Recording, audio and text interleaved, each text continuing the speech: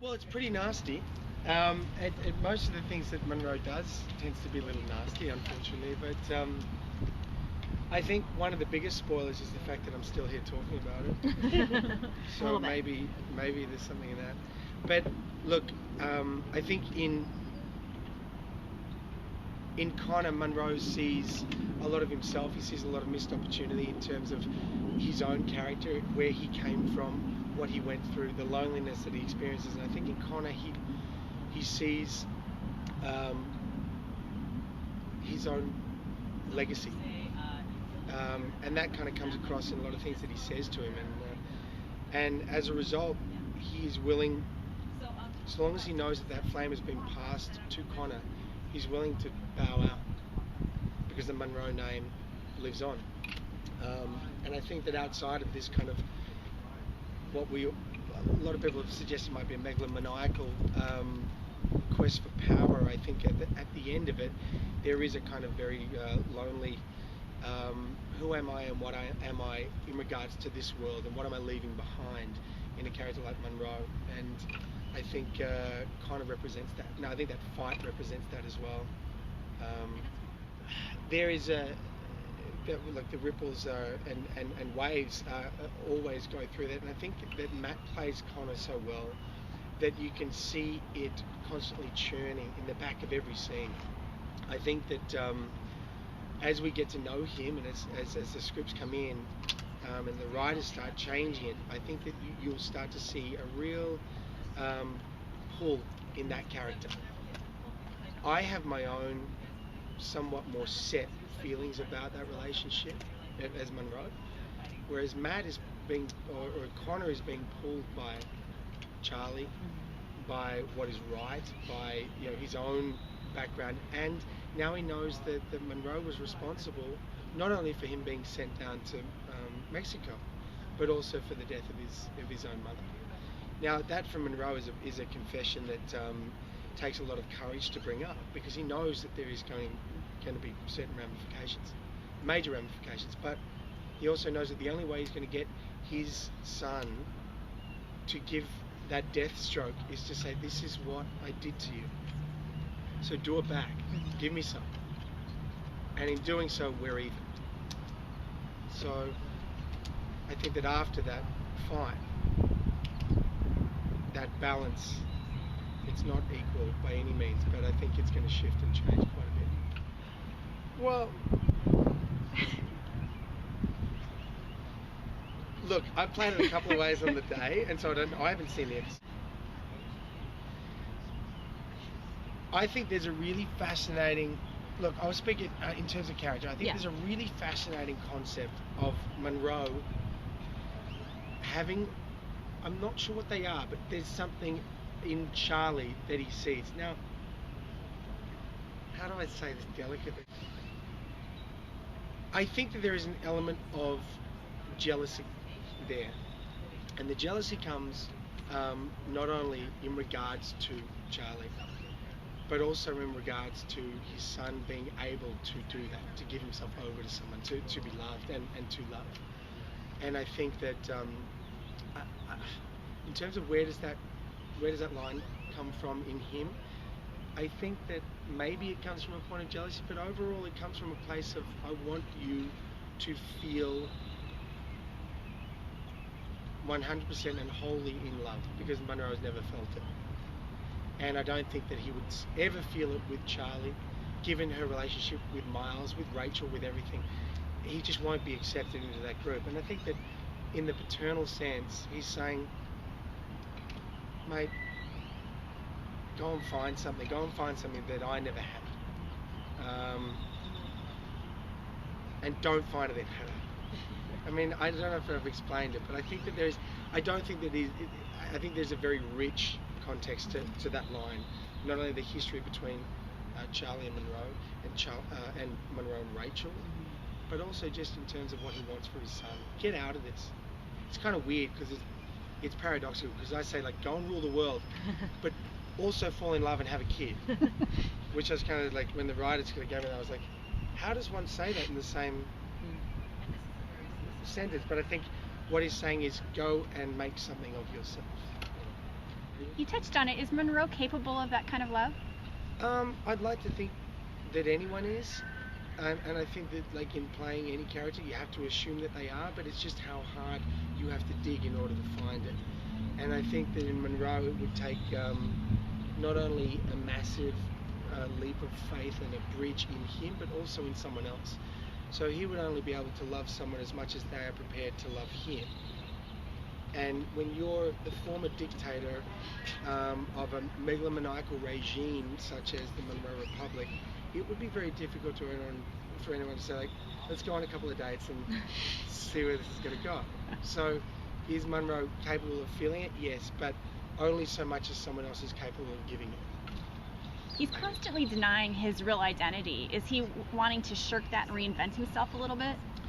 Yeah, I think that like he's a character that keeps switching and changing, and I think that it is still tethered to the same aspect of himself, which is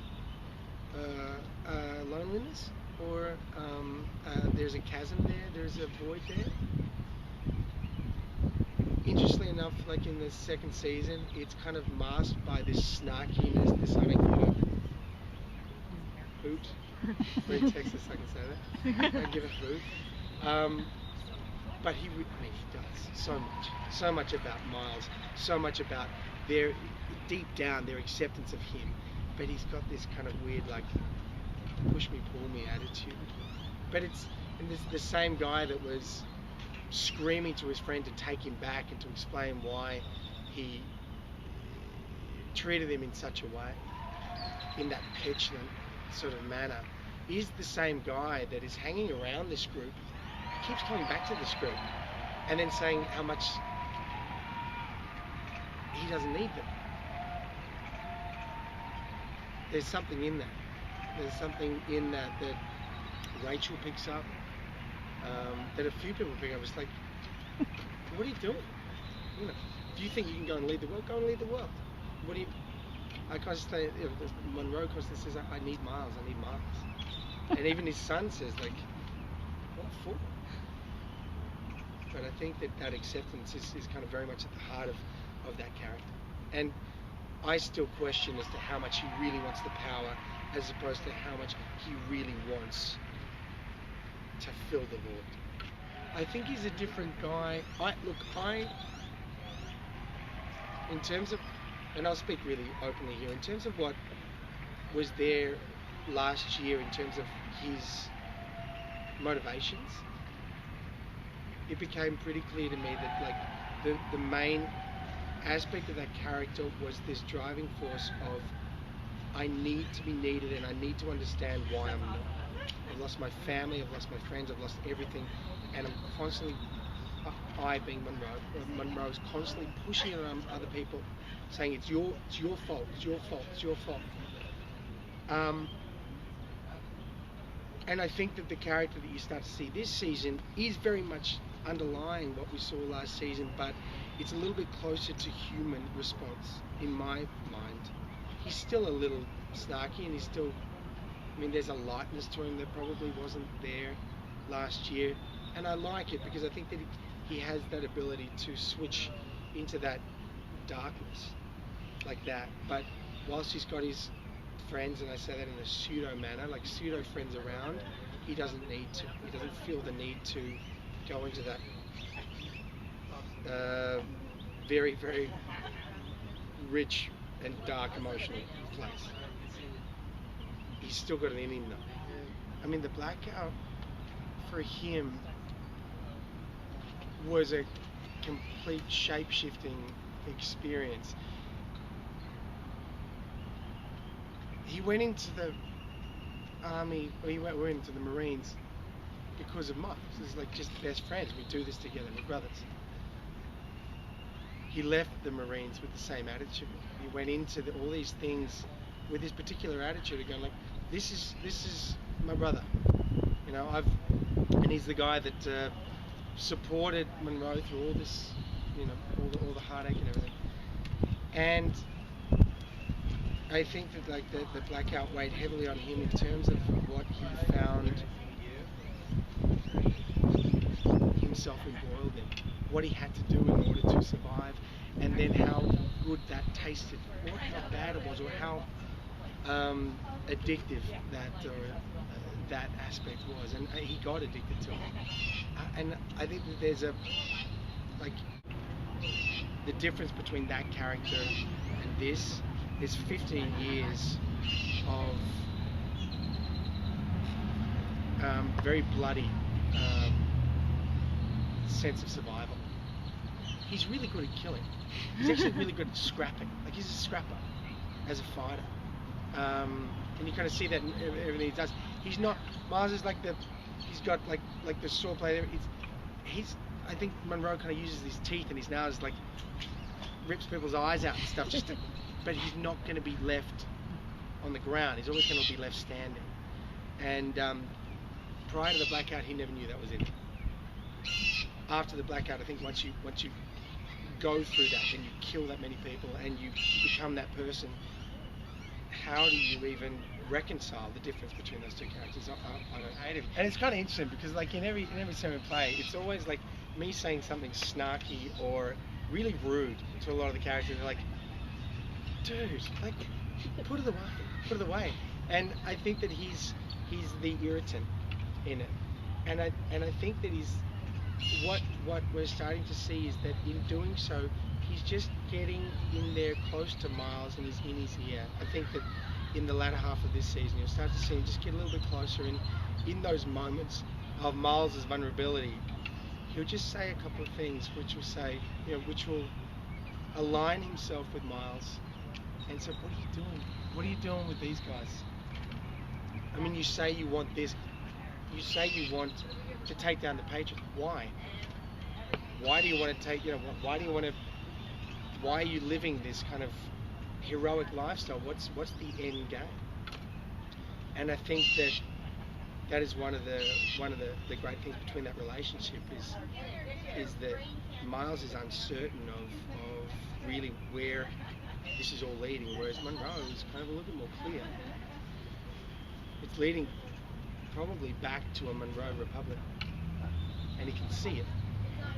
Maybe it's going to be better this time, but he needs Miles to do it. But I think that I think in terms of his relationship with that group, Rachel pulls him this way, Charlie pulls him this way, Monroe gets him close and starts to pull him in a different direction. I think that he enjoys Aaron in a really weird way, because Aaron can light shit on fire. And I think that there is an element of like, dude, what is that? That's amazing. But he's always pushing him away. Connor, obviously, and I think that there is a deep respect for Charlie, but he'll never let it show.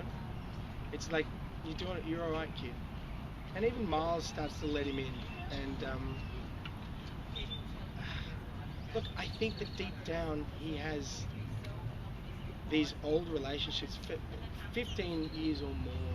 In fact, many more with these people like Rachel and Miles and stuff. That there's a comfortability with those characters, even though there's also this abrasive quality. It's kind of like that shitty uncle that comes to Christmas every time and will sit there and ruin the party, but you kind of go like, but he's kind of funny. And I think that he's that guy.